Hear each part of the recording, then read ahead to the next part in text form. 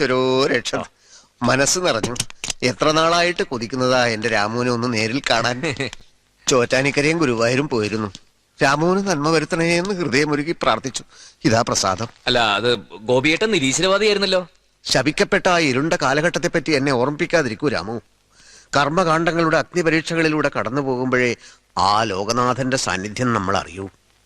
ഏവം സേതുമാധവം മുകുന്ദം കുംഭീതലേ ഗ്ലാനിർഭവതി ഭാരതി. ഗോപിയേട്ടൻ വേറെ എവിടേക്കെങ്കിലും തീർത്ഥാടനത്തിന് പുറപ്പെട്ടതാണോ? എല്ലാ തീർത്ഥാടനവും കഴിഞ്ഞു. ഇനി എന്റെ രാമുവിന്റെ കൂടെ കുറെ നാളൊന്ന് വിശ്രമിക്കണം. ഇവിടെയാ? രാമു എവിടെയാന്ന് വെച്ചാൽ അവിടെ. ഞാനിവിടുന്ന് പോവുക. ഞാനും കൂടെ വരാം. എവിടേക്ക്? എവിടേക്കായാലും അവിടെയൊക്കെ ദൈവങ്ങളും ക്ഷേത്രങ്ങളും ഒക്കെ കാണുമല്ലോ രാമു. ഞാൻ ഗൾഫിലേക്കാ പോകുന്നത്.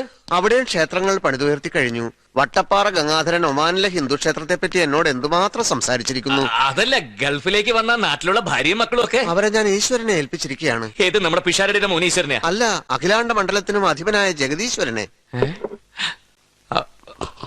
ഓ, അപ്പൊ നാട് വിട്ടു പോകുന്നതാണല്ലേ? നാടൊരു സങ്കല്പം മാത്രമാണ് രാമു.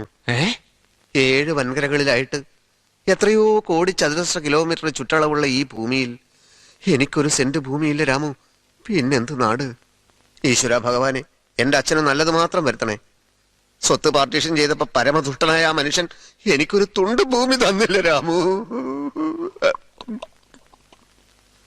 ഈശ്വര ഭഗവാനെ, അച്ഛന് നല്ലത് മാത്രം വരുത്തണേ. അയാളെ ഞാൻ കോടതി കയറ്റും.